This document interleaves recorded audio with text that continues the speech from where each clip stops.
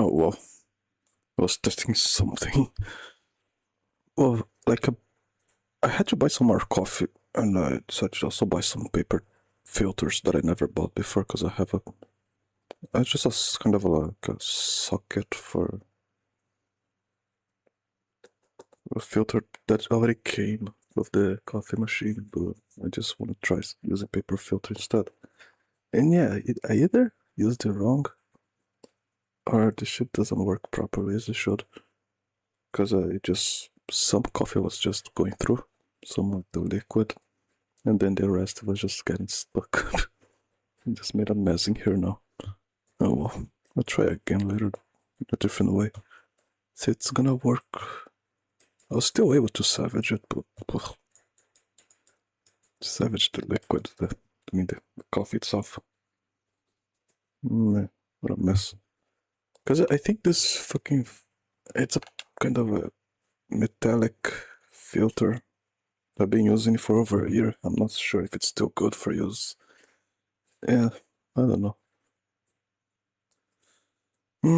Maybe I should use the filters alongside the filter that comes with it. I'm not sure.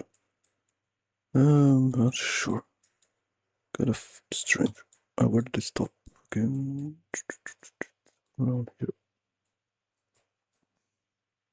Oh, this space for someone.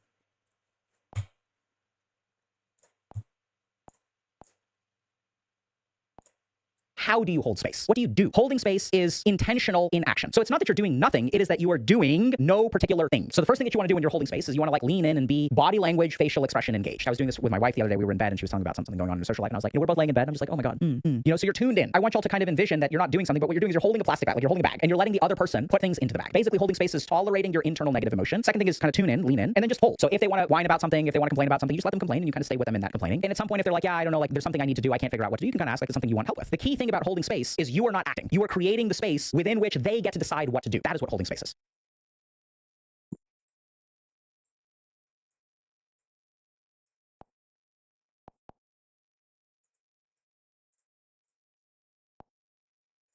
Most skins in Overwatch are completely harmless, but every so often, Blizzard drops a cosmetic that sets the entire community on fire. Whether it's a real-world scandal, a predatory price tag, a poor design, or an exclusive skin most of the player base won't ever get their hands on, some skins have caused some serious backlash. In today's video, we're going to go over the most controversial skins in Overwatch, from the newly released Ultra skins to the worst collab Overwatch has ever done. Let's start with the one that nobody asked for, the newest controversy, the Ultra skins. The Ultra tier of skin is supposed to be a brand new rarity that exists for exactly one reason, to make more money. That's the whole problem. This is a massive step backward for an obviously increased cost, and the things are built and priced for whales. The Ultra skins are priced at around $35. They don't offer any actual customization behind it, and so what we're left with is basically a slightly improved, overpriced legendary. I'm all for Blizzard making their money because I want Overwatch to be great. You need money to make a great game. You have to pay for developers and stuff like that. So, I mean, obviously, Blizzard has to make their money. However, the Ultra skins just feel like a cash grab at this point. Currently, they don't add enough unique features to a skin, and they take away features that we would previously have gotten on legendary skins, so we're left with something that just feels really bad. It's basically all the community can talk about right now, and frankly, I can't blame them. $35 is a lot to spend on a single cosmetic in a game, but when you compare it to other games, I guess this is just kind of what gaming is now. $35 for a skin, $200 for a skin, $500 for a skin. I don't know. That's where we're at. But speaking of mythics feeling watered down, Mercy mains felt their hero's very first mythic slot got completely wasted, and that brings us to our next controversial skin. Mercy mains didn't take this one well. When Mercy's first mythic finally arrived, a big chunk of our fanbase looked at the Mirror Watch design and were completely disappointed. The complaint kept coming back to one thing: it didn't fit Mercy's personality at all, and for a hero this beloved, that stung. At the time, it felt a lot worse because we all thought every hero was going to get one mythic skin. The devs would go down the roster, knock out hero by hero until everyone had a mythic skin, and then maybe some heroes might get a second one. So when that single slot went to a skin that feels rather aggressive for the hero, everyone was pretty disappointed. Many Mercy players felt that it didn't even look better than a lot of her normal legendary skins. Mercy has so many great, cute skins, and this skin just felt like it was completely opposed to her character. There were plenty of people who loved that Mercy finally had a more aggressive skin that she could wear, but whenever you think of the Mercy mythic, you probably think of something cute, flowery, butterflies, something like that, not the Mirror Watch, Talon, evil Mercy. And you know the skin was poorly received whenever Mercy got another mythic skin just to make up for the fact that her first one was so disliked. And while Mercy's first mythic was definitely controversial, it's not even the most controversial Mercy skin on this list. That would be our next skin. Mercy's pink skin has done more real-world good than most charity drives ever managed. Pink Mercy was a limited-time legendary, a collab between the Overwatch team and the Breast Cancer Research Foundation, and you got it by donating during the Mercy for a Cause campaign. Every dollar of the purchase price, minus platform fees and taxes, went straight to the foundation, and it ended up pulling in a ton of money back in 2018. For a skin in a video game, it truly did a tremendous amount of real-world good. For years, this skin didn't come back, and most fans felt that Blizzard was basically promising that this thing would stay exclusive. It was here for this one time. You either donated then or you didn't, and you didn't get the cosmetic if you missed out. But then that event did come back, and it also came with a brand new look, the Rose Gold Mercy skin. That 2024 campaign brought in $12.3 million for the Breast Cancer Research Foundation. And while that's awesome, plenty of players felt blindsided by Blizzard. I don't think this one is a real controversy. It's mostly just a lot of Mercy players who bought it at the time, kind of feeling like they got snubbed, and their exclusive skin was no longer exclusive. When the second event launched, you were able to buy both the original Pink Mercy and the Rose Gold Mercy skin, and the fact that you could get the old one just made a lot of Mercy players angry. When you say it all out loud and compare it to the ungodly amount of money raised for a charity, it just feels kind of silly and selfish to not want the skin to come back. But I will say I get the feeling a little bit. It was cool whenever, Overwatch 2 first started and I had all of these exclusive Overwatch 1 skins that are now slowly being brought back and put in loot boxes and stuff. I mean, it was a cool thing to show that you were an OG player who supported the game from the jump, but I'm glad the community had this opportunity to raise so much money for a good cause. Brigida's StarCraft themed medic skin looks great on paper. She's a mechanical engineer and a combat medic in the lore, so dressing her up as a StarCraft 2 medic unit actually makes a lot of sense. That's the good part, but it's also where the good part ends. The way you got it is what makes it so rare and controversial. It was locked behind a support a streamer Twitch campaign where you'd give 3 or more subs to participating streamers to unlock it. That's about $15 of real world money in gifted subs, and you had to link your Twitch account to your Battle.net account or the skin just wouldn't show up. A paywall most people were never gonna bother with. The support a streamer event took place during the Overwatch 2 beta, and at the time the Overwatch player base was not really accustomed to spending $15 on a skin. So the idea of having to spend $15 on a skin that, to be frank, nobody really liked the look of anyway felt bad. Generally considered one of the rarest skins in the game, but it was brought back to the shop in November of 2024. Brigida's crossover skin came from Blizzard's own universe, and so does our next skin. Long before Overwatch 2 was doing anime crossovers, Blizzard was celebrating its own games. Kerrigan is a StarCraft tribute skin for Widowmaker, referencing Sarah Kerrigan, the Queen of Blades, who's a massive deal in StarCraft. It sits right alongside the Nova Widowmaker skin in Overwatch's little collection of StarCraft cosmetics. The reason this skin is controversial is because it was only available for a limited time. It was released in March of 2018 to celebrate the 20th anniversary of StarCraft. Players who logged into Overwatch during that time received the legendary skin for free, but that event only ran for a month, and if you didn't play the game then, you missed out. Similar to a lot of other skins on this list, it's that tension between gatekeeping and collection. There's a real sense of pride in growing your collection of skins in Overwatch because frankly it's one of the only ways to actually progress an account in Overwatch. So having a bunch of rare old skins that nobody really sees is cool, but it's also gatekeeping and feels bad for new players who come into the game now and see all this cool stuff that they might never be able to get. But just like with King Mercy, there is good news here, and it's a nice change of pace, I suppose, if you're a new player. This skin was brought back in 2023 and was made purchasable or unlockable for a limited time in Overwatch 2. So there was a chance for everyone to get their hands on it. If you're enjoying this video so far, consider liking and subscribing to the channel. We are so close to 100k subscribers, and it's my dream to get that silver play button. So if you could subscribe to the channel, it would mean the world to me. Thanks for watching, and back to the video. Our next skin is actually another incredibly rare Widowmaker skin. This is one you can't just pull out of a loot box. Noir Widowmaker is a super rare skin that was an early bonus for playing Overwatch. If you weren't there at the very beginning of Overwatch, you missed it full stop. That's exactly why it has become a collector's item. It was originally available as a pre-order reward, and the codes are actively hunted. You can find them on eBay selling for some absurd prices. These bonus codes lived inside the physical copies of Overwatch Origins Edition. Just went to check real quick, and I literally saw one of these codes listed for $300. I think lots of people don't even think that this skin looks good. There's just people who want to own it all. So a skin people argue is ugly is one of the most chased codes in the entire game purely because almost no one can get it. It's another gatekeeping controversy, but I promise you that's not the only types of controversies we have on this list. Our next skin might just be the most controversial Overwatch skin of all time.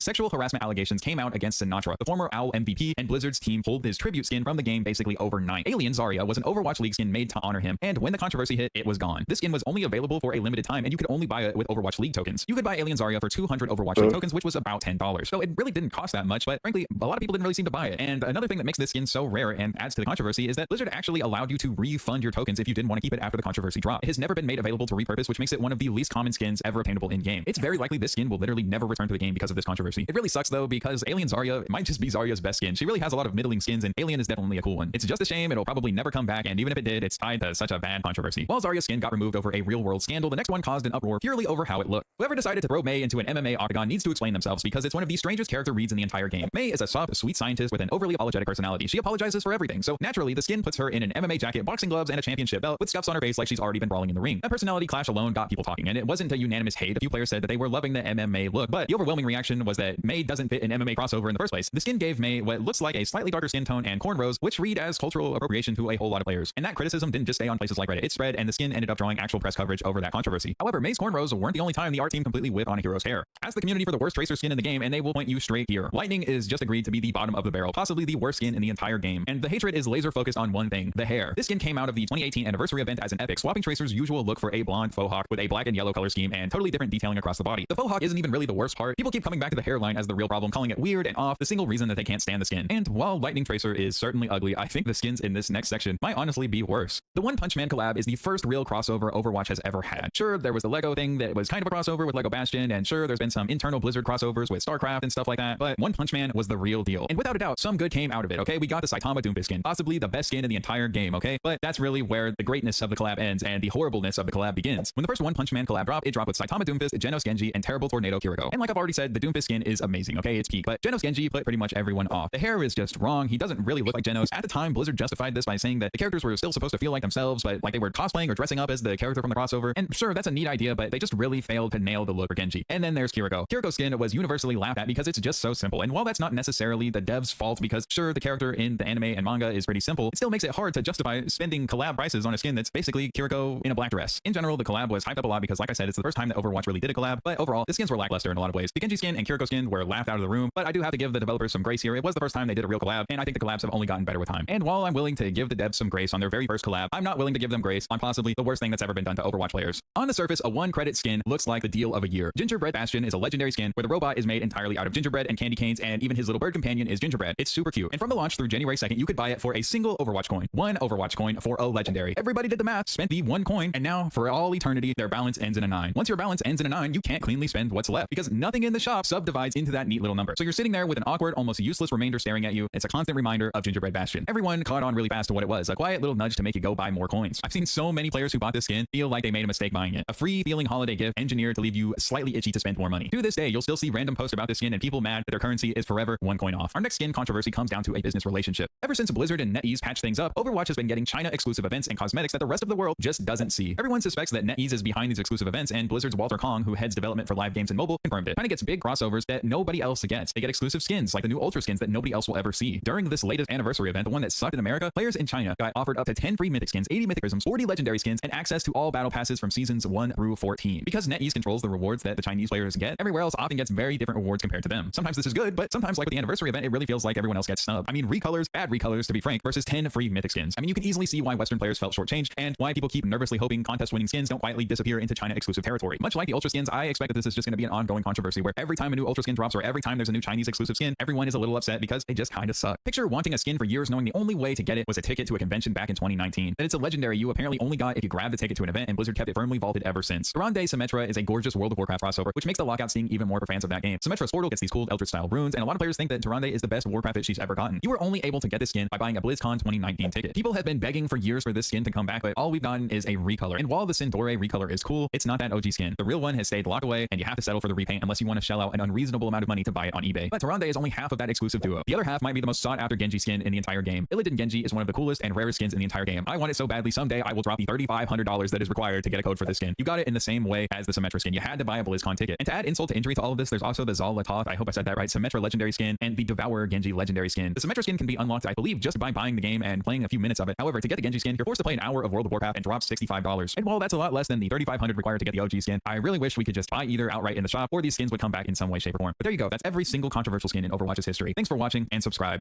Right, dealt with some mess. What is this tweet? I'll check soon enough. Yeah.